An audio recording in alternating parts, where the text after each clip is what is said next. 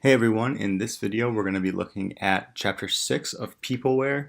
It's called Laetrile, and yeah, that's a word that I'd never heard of actually before I read about it in the intro. So Laetrile is this apricot extract that basically gets passed off in some parts of the world as a great cure for cancer, but it's really a fraud and kind of the definition of snake oil.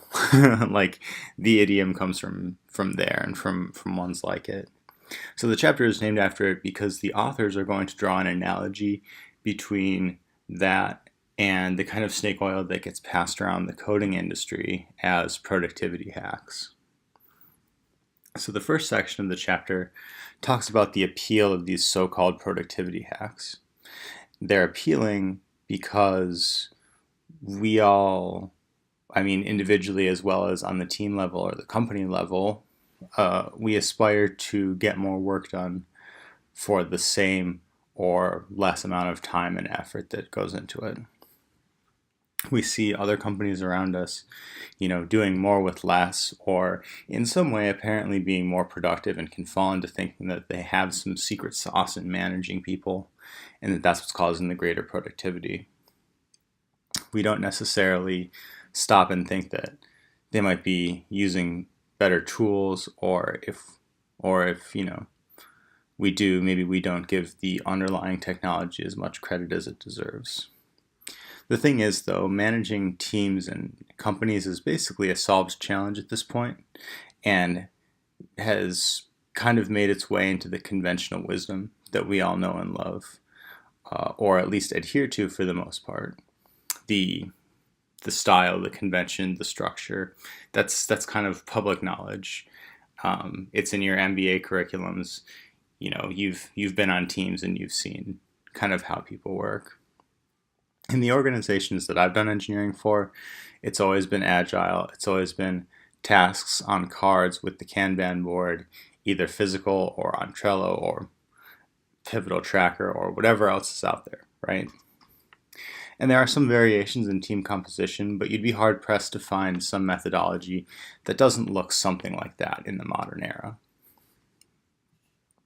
So the authors talk about 7 false hopes of software management and makes an analogy to the sirens in the Odyssey that Odysseus faced.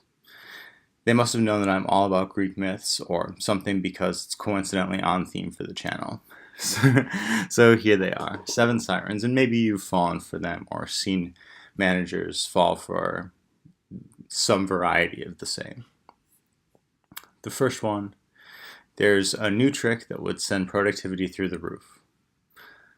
Hopefully there aren't many people that believe that, and it's sort of a disservice to oneself to think such a thing because it tacitly implies that you haven't thought about it being your people management. If you haven't thought about it a lot in depth and haven't been experimenting already, which you should be and should have always been doing, and keep doing that, but don't expect that at some point a magic bullet will just like show up and your team will be like way more productive all of a sudden. 2, other managers are getting dramatically more work done from their people than you are of yours.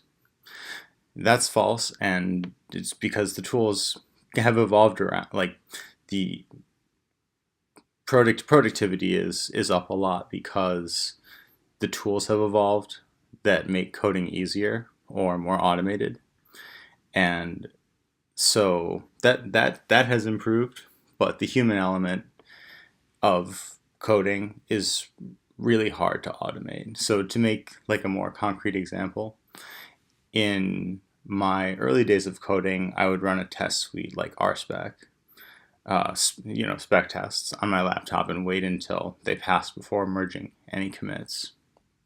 And these days it seems like just about everyone uses Circle CI, which runs all your tests on a server so it can get done a lot faster and not on your laptop. That's a big productivity gain for our team because now they're not losing time, quote unquote, waiting for their code to compile or what have you.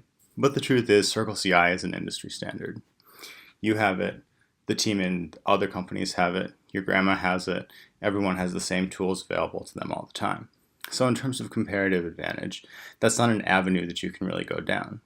And again, that focuses on the coding as opposed to the human side of it. No one has invented an app that makes it easier to navigate all the meetings, conversations, scoping, planning, making to-do lists, acceptance testing, and so on. And if they have, you should message me that immediately because that's a unicorn. But those are the human elements, and those just can't be automated away. And maybe I should clarify. There are a lot of great tools for those things like meetings or scoping or whatnot, but it still has to be done by a human. So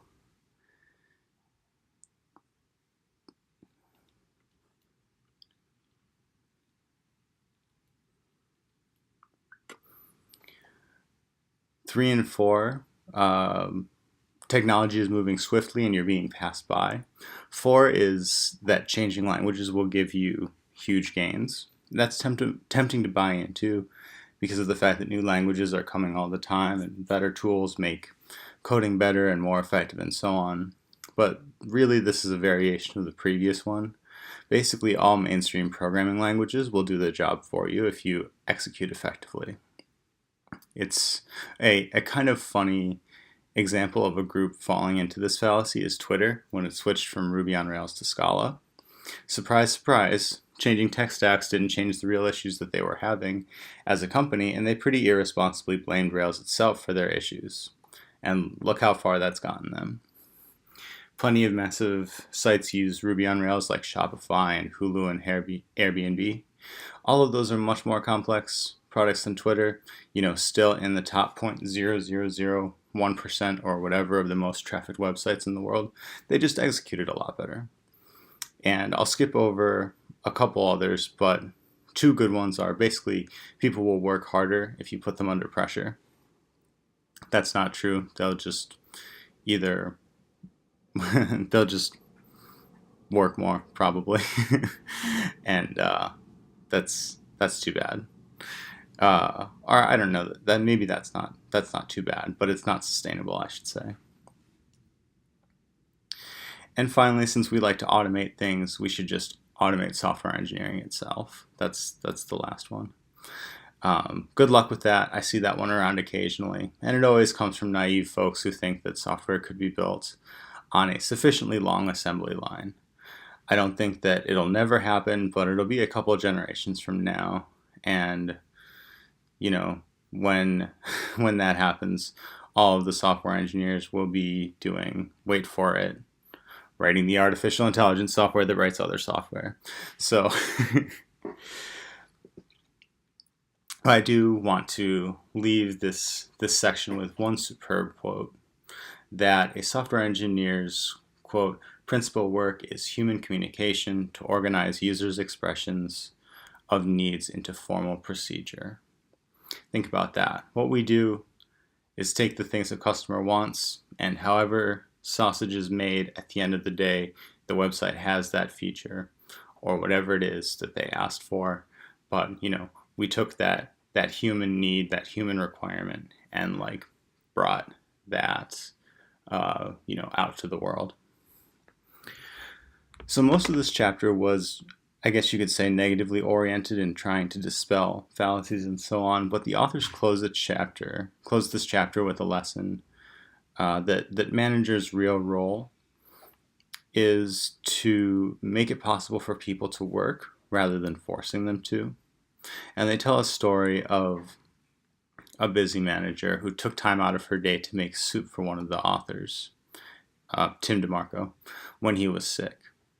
And when he asked how she had time for it in the midst of all her managerial responsibilities, she simply responded that this was management.